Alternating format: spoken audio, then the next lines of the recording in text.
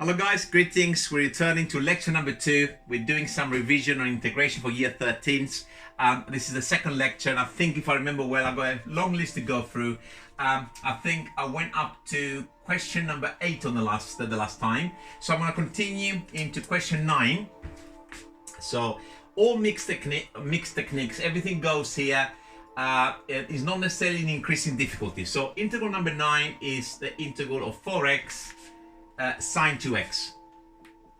So we start thinking about what techniques might be involved. This is a standard integration by parts. Is a product in the integrand of two functions which are from different algebraic families. In this particular case, something algebraic and something trigonometric. For integration by parts, please watch, if you're not sure how it works, please watch a video of mine which I've already uploaded on integration by parts. I put a little cross like this, and I put the algebraic item on the top left and the rest on the bottom right. So that's the sine of 2x. I differentiate the 4x into a 4 and I place that on the top right, and I integrate the sine of 2x, so I put that on the bottom left. So that's the cos of 2x, and it needs a minus a half in front of it in order to make it work. So when you do that, the answer is always the same, only if you set it up in this particular fashion. The product of this column, so that's going to be minus 2x cos 2x, that's already integrated. And then it's always minus the integral of this diagonal, the product of this diagonal. So that's going to give us a minus 2 cos of 2x dx. Okay, please do not, I don't want to waste the line just to copy that just to change this into pluses. Do not leave live minuses hanging around in integration by parts, because it will go horribly wrong. So this is equal to, now I'm merely copying that, minus 2x cos 2x, and we're integrating this simple integral there. That comes from differentiating a sine of 2x. Sine differentiates to a plus, that's all good. It also produces a times 2, and 2 divided by 2 is 1, so that is it, plus c. Okay, we're going to integral number 10. Integral number 10 is dead easy, is 7 over 4x dx. Okay, this is, since this is a simple log really, you don't need to write to the minus 1 or anything like that. And I prefer, in order to see it, if you write this as 7 quarters times 1 over x dx, and this will produce coefficient 7 quarters, and that's the log of mod of x plus c. Nothing else to write, nothing else to say. Okay, we're going to number 11. Number 11 is some kind of bracket squared. So what's inside the bracket? X plus 2 over x. X plus 2 over x dx. Okay. First of all, avoid the temptation of thinking I could increase the power by 1. You simply can't, because of course in here you don't have a linear expression. If it was 3x plus 5 or something like this, you could ax plus b essentially. So for this we can square it. So square the first item in the bracket, x squared, multiply them together and then double your answer. X times 2 over x gives you 2, double this 4, and then square the second term of the binomial if you want, plus 4 over x squared dx. And this integrates instantly. It's a third x cubed. The 4 integrates to 4x, and the last bit will integrate to minus 4 over x. And I'm advising you, I was a little naughty here, I just wrote it straight away. I shouldn't really have done that. This, without writing it again necessarily, please write it above your integral as 4x to the minus 2, so you can actually physically see it before you write that. And of course you wouldn't have written that necessarily, you should have really written there x to the minus 1, and then divide by the new power, so 4 divided by minus 1 minus 4, so you would have had it like that. It's probably better and safer in an exam. Sometimes I'm being bad by writing things I should really be writing. Okay, let's clear the board a little bit. and let's look at the integral number 12. I'm trying to keep track of time on these lectures. I try to keep them to around 30 minutes. So as many integrals I can fit in 30 minutes. The last time we managed about 8. I think today we'll probably manage a little bit more. And this happens because sometimes we get too many easy ones all bunched up together. So this integral number 12.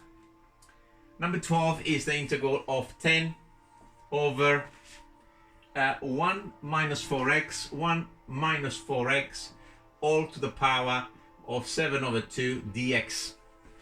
Okay, what should be going through our heads? All right, bottom, differentiate to top, no. Not trigonometric identities. Parts, no. Substitution could work actually. The substitution u is equal to 1 minus 4x works, but it's unnecessary. But before we do anything like that, it's probably better to just take one extra step, put one extra line and just look at this in this form. And then we ask ourselves, can we perhaps increase the power by 1 on this bracket? And the answer is yes, because of course that's a linear. So this is a linear adjustment. So this starts as a higher bracket, higher power. So increase by 1 equals to minus 5 over 2. And then we need to differentiate it to just adjust the constant at the front. If we differentiate that, we get minus 5 over 2. From that, we get also a times negative 4. So altogether, we're going to have a 10.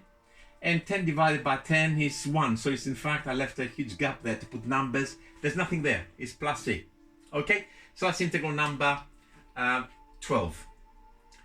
Okay, 13 now is at the back. 13 is trigonometric and it's rather long, or actually not long, it's just got too many possible answers. So let me just write it first of all. 13, 1 plus 2 times the cos of x in a bracket. Is it multiplied by sine? I think it was a sine there. Times sine x. Okay, I'm gonna do it many different ways just to show you different things you can do with something like that. Quite clearly for something like this, my first thought is to multiply the bracket. Why is that? Well, quite clearly, if I times the bracket, the sine x will be integrated straight away. Okay, so let's do that first of all. So sine x plus 2 cos x, and I'll worry about the rest once I see it. 2 cos x sine x dx. Okay, so far so good. Okay, what about this? Well, this is an identity. It's an identity. We should recognize this as the sine of 2x from our trig. So the sine of x plus the sine of 2x integrates instantly. The sine of x comes from differentiating a cos. Cos differentiates to minus, so it needs, of course, a minus to switch into a plus. And this, I didn't waste the line to rewrite it. You can replace it on the next line in your workings if you want by sine 2x. And that comes from a differentiation of cos of 2x. Cos differentiates to a minus, needs a minus to adjust it, and it needs a half in front of it plus c. And I think the majority of people that will be faced with this particular question, that's probably the approach that they should be following. But there are, of course, a few other sort of variants to this. I just want to put them there for completeness, really. After you multiply the bracket, a lot of people, myself included, of course, I would have actually integrated that as sine squared x. So the answer would have been minus cos x plus the sine squared of x. I'm not going to be discussing at this stage why. We are on question 13. I'll be explaining that in the near future. But some of you can actually see it, and that's acceptable. Or if you're really kind of a bit, I don't know, perverse if you want, you can actually integrate it to minus cos squared x. I cannot see a reason why you want to do that, but you can. So there's 3 answers already for this particular one. But of course, there's a 4th answer. This is a little bit difficult to see. It doesn't require multiplying the bracket. And some people that are exam standard and are very, very good, mathematic heavyweights, if you want, can actually look at this and say, look, this bracket, the bit inside differentiates to sine x or something that, forget about the minuses. it produces sine x, which is there. So this, in fact, this is known as reverse chain rule, and it's sometimes quite difficult to actually see. Okay, that starts at the bracket squared, and when I differentiate this bracket now, that will go 2 to the front. It will also produce, when I differentiate that, 0 minus 2 sine x. Okay, and the power of course will go to the 1 as I'm seeing it here. I've got the sine x, so the only thing that I need to take care of is that -4. Stick a minus a quarter at the front, plus c, and it's done. Okay, so that is integral number 13.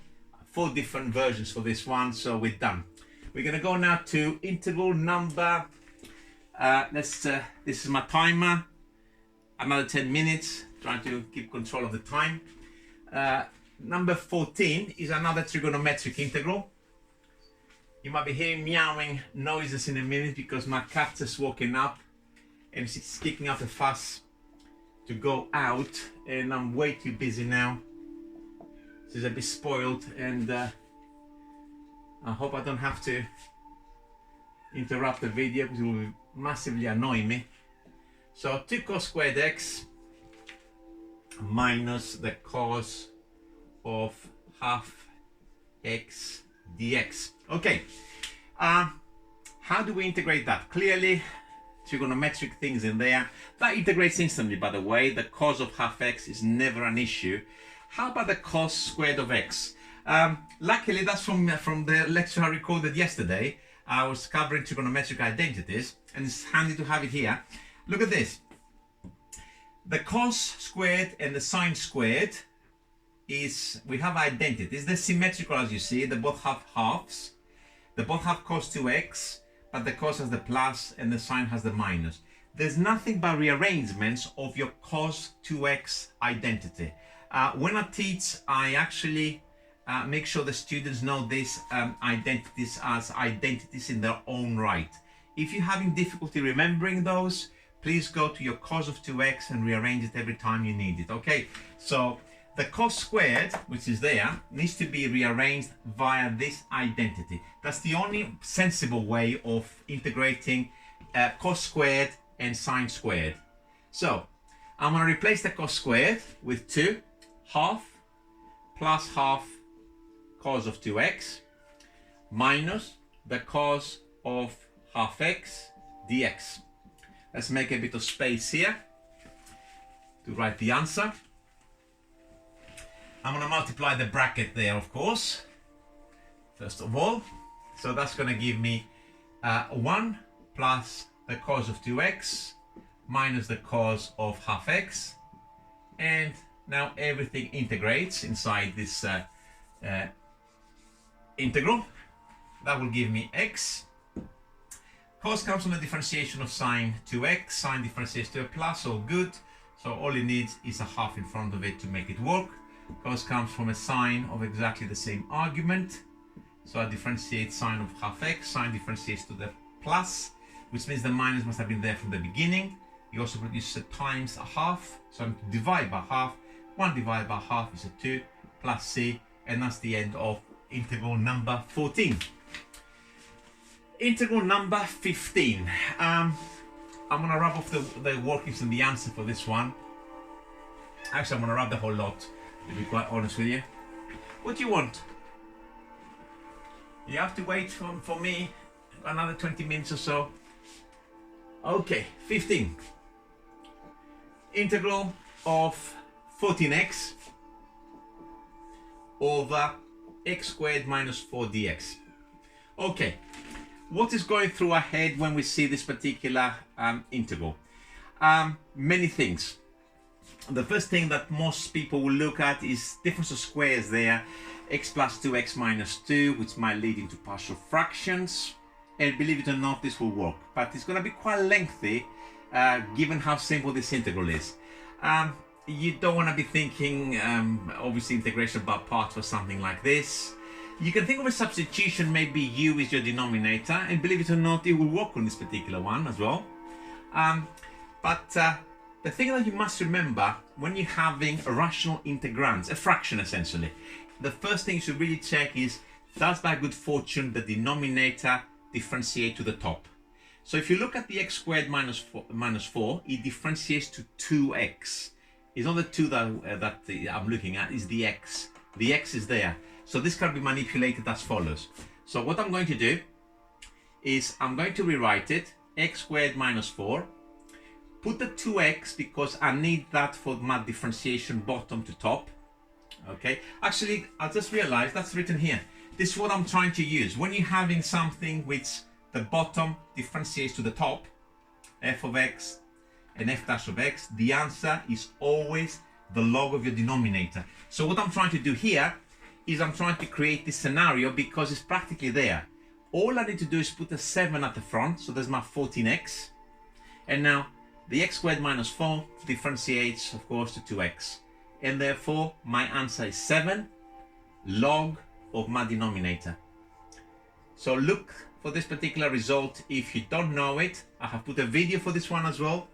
A series of lectures, not a series of lectures, a lecture with maybe about 10 examples of that are based on this idea, and you will find it useful to actually spot it. Number 16 next. 16.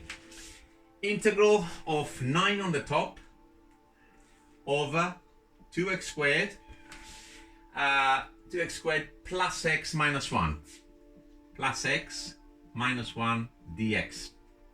Okay, what can we do with this particular integral? It's not trigonometric identities for sure. Okay, it is not integration by parts. The bottom does not differentiate to the top. Could it be a substitution? What would the big substitution be? U is all of this. I want to avoid and think perhaps is there anything else? And there's something else is, of course, I've got a quadratic at the bottom, and the quadratics usually factorize, or I like to think it will factorize this particular one. So if I make an attempt for that, 2x and x, 1 and 1, yes, it does work, this one, plus and a minus. So this actually now factorized into 2 linear terms. And this is now a standard case of integration by partial fractions. I'm gonna do the partial fractions the long way, like you're expected to do them at school. So I'm gonna put the workings here. So 9 over 2x minus 1, x plus 1 is identical to something over 2x minus 1 plus something over x plus 1. Okay, I'm going to equate tops. 9 identical to a x plus 1 plus b 2x minus 1. This is an identity, so it works for all x, and in particular it will work for x is equal to -1, because of course that will kill the a term. So if I put -1, I'm going to get 9 is equal to, that's gone, and I'm putting there -1 is equal to -3b. So my b will be -3. And if I put, if x is equal to half, for example, now this disappears, so I will get 9 is equal to, I'm putting half plus 1 is 1.5, 3 over 2 is equal to 3 over 2a. Use your calculator, or you can do it in your head if you can see it, and the answer for something like this is to be 6. 6 times 1.5 is in fact 9. So what I'm going to do now, I got a little bit of space here, I can fit it. I'm going to split that into 2 integrals. So not 2 integrals, two fractions if you want. So the a bit was 6, so that's 6 over 2x minus 1, and the b is -3. I could have written the minus here, but I'm going to put it on the top. -3 over x plus 1 dx. See if I can actually do the answer here. These are just 2 logs really, very easy to integrate. So we got the log of 2x minus 1. We got a little chain times 2, so 6 divided by 2 is 3. And this is just simply the log of x plus 1, okay? And there's no change there, so the -3 must be at the front. and it should be plus c here, of course. Sorry about the mess here, it's just I ran out of space, but I hope you follow what I'm doing. And if you want, you don't have to, but for this particular one, you can factorize a 3 out of both terms. Hope you can see what I'm doing in there. And that will leave you the log of 2x minus 1 minus the log of x plus 1. So I'm going to put into a single log as 2x minus 1 over x plus 1 plus c. This is, let me just rub off a little bit of, so it's a little bit clearer what the answer is. You don't have to actually write it like this. It's not an exam. You can actually leave it as this answer is more than good to get your marks. There's nothing, there's no need to simplify further. In general, in integration, you don't really need to simplify unless the question says to you, please show that this can be written in a particular form. Okay, question 16, question 17 coming up. All right, question 17, it looks a little bit messy. It's integral in a bracket 8x plus 1. And outside the bracket is e to the minus 2x.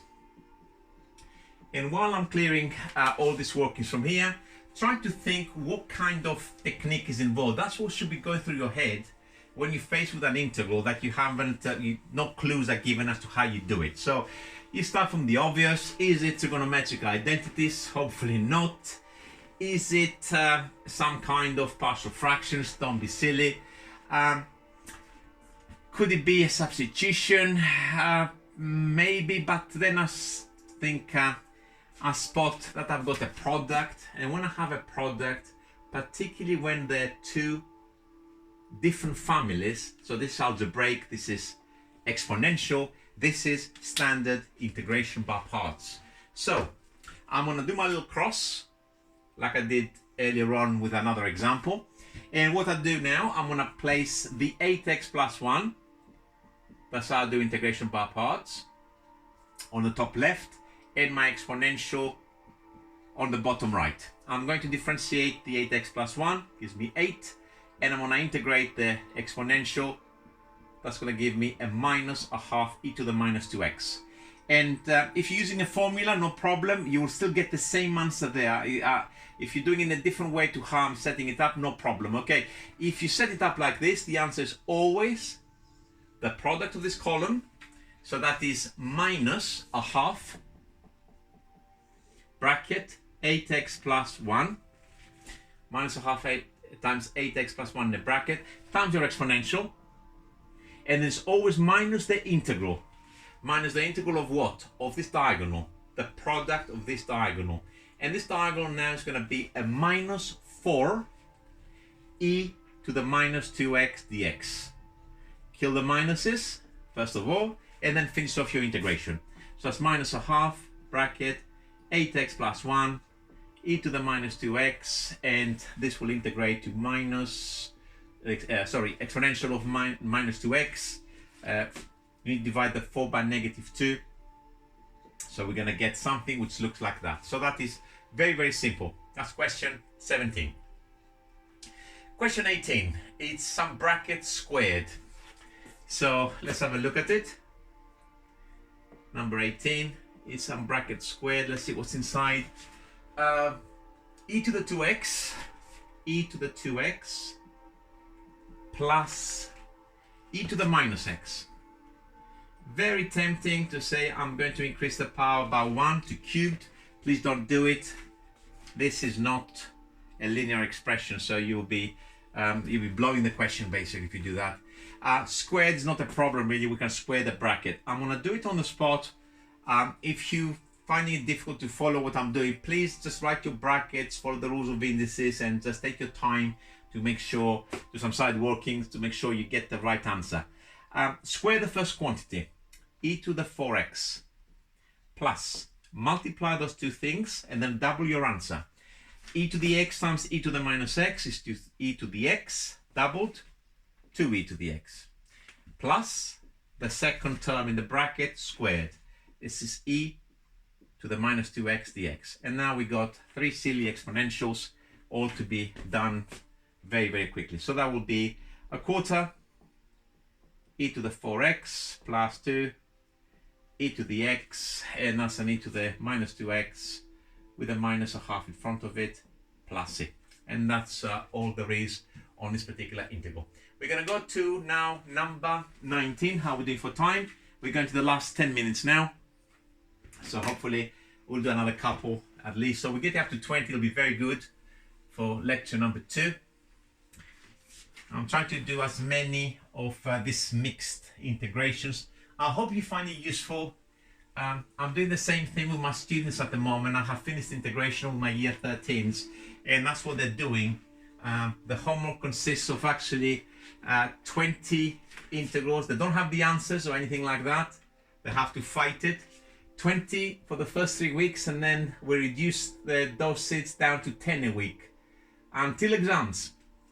So 19, what is 19? 19 is integral 6 over 3x plus 2 all cubed dx. Okay, by now we should be a little bit better at sort of seeing things perhaps. This really needs to be written on the top because we can see it's a linear adjustment because we got ax plus b in a bracket, and don't forget the brackets to the minus 3. So things like that, you can increase the power by 1 and just adjust the constant. So this starts at a higher bracket, so that's 3x plus 2 to the power of negative 2, and then when you differentiate that, you get a minus 2 from the power times the 3 from the 3x, so you get a minus 6. So you need to hide that minus 6. 6 divided by minus 6 is minus 1 plus c, which if you want, you can write it if you want as minus 1 over 3x plus 2 all squared. That's again not really needed, but I'm just saying sometimes books have slightly different forms for the answers, and you might be wondering. Okay, so this is now integral number 19, all good. Integral number 20 is actually quite interesting because often when I write questions one after the other, there's a reason why I've grouped them in a certain way, is because I want students to compare and contrast. So I'm going to leave this 19. We just done it. I'm not really interested in the answer. I'm interested to actually see what difference a little change makes to an integral. So this is the one we just done. That's number 19, which was very, very easy. And now number 20 is practically the same, but for one small change. 3x plus 2 all cubed, a 6, and I'm going to use a different color pen. On the top we have an x, and this makes all the difference now, because this complicates things and makes this integral now a little bit harder to deal with. In fact, I think for the first 20 integrals on that block of 20, I think that is definitely in the top 3. The others, of course, 1 to 8, I've done them on the first lecture, is probably one of the more challenging ones in the first 20. Okay, what do we do for something like this? Not trigonometric identities. It can be done by partial fractions, which is absolutely stupid, and I don't even want to discuss it. It can be done by parts, okay? If you write this as 6x times 1 over this bit here, I wouldn't recommend it personally, okay? But it can be done. So it's definitely, if we write it to the top, like we did to the minus 3, we cannot increase the power by 1, and the reason is we've got this x on the outside, okay? So that is a no-no. So what that leaves us is the possibility of a substitution, and I'm gonna do it, the workings for that here. With substitution, I'm gonna call u my 3x plus 2, differentiate it immediately, standard steps, and then make the x the subject, so du over 3. And then let's put some of this stuff in, not all of it, but some of it. 6x, I will leave it as it is. This, I called it u, so that's u cubed, and my dx is du over 3. Little bit of a tidy, 6x, so the tidy merely consists of pulling the du at the very end. just to see what's happening, what I need to go and get. Okay, I can cancel the 3 and the 6. Will I cancel it? It depends, because I need to go and get the x. What will happen if I cancel it? I'll get 2x here. No good, because I have 3x there, and I don't want to create fractions. So I'm gonna leave it as it is without cancelling, and I'm gonna go here, rearrange my substitution, and now I'm not gonna get x, I'm gonna get 6x, just double it. So I have 2u minus 4, and I'm gonna put it in. 6x is now 2u minus 4 over 3u cubed du. Hopefully you will allow me to do the first split without writing explicitly two fractions. Try to follow it, I'll do it a little bit slower. 2u divided by 3u cubed, 2/3 first of all.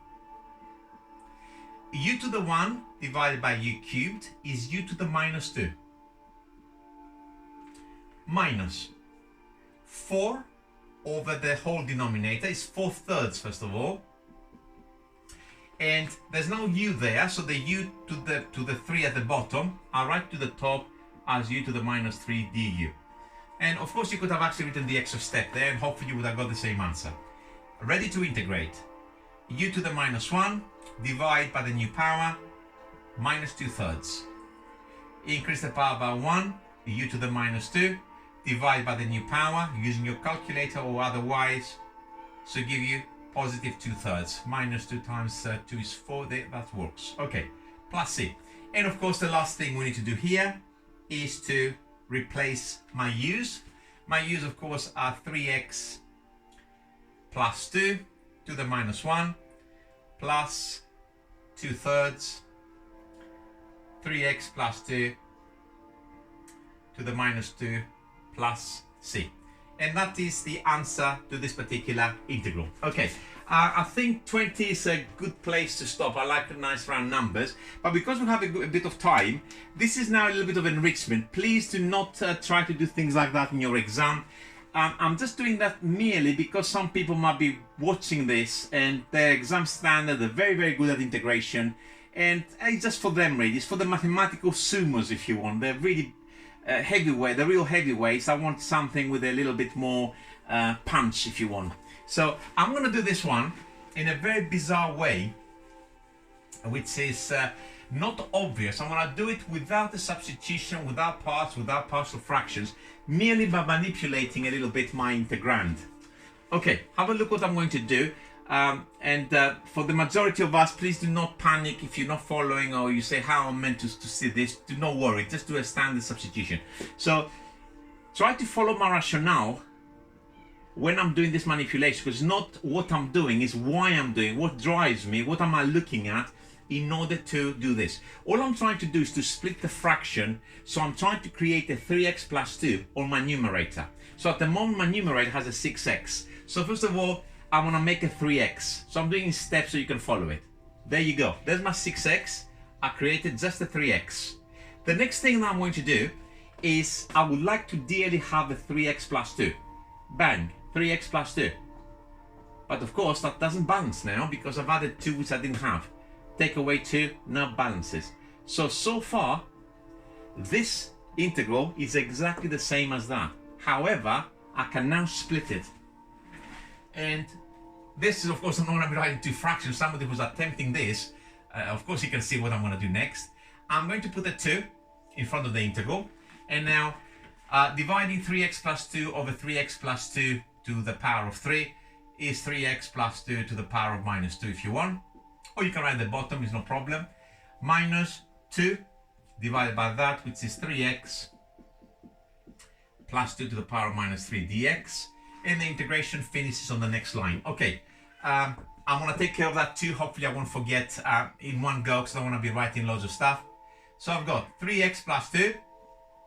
Increase the power, goes to the minus 1. Adjusting now the number, minus 1 times 3 is minus 3. Okay, so I need to divide by minus 3. Don't forget the 2 at the front. So I'll go minus 2/3. That. Okay, now I'm going to this item here. 3x plus 2, increase the power by 1, is going to go to the minus 2. Okay, now I'm adjusting the constant. minus 2 times 3 is minus 6. I need to divide by minus 6.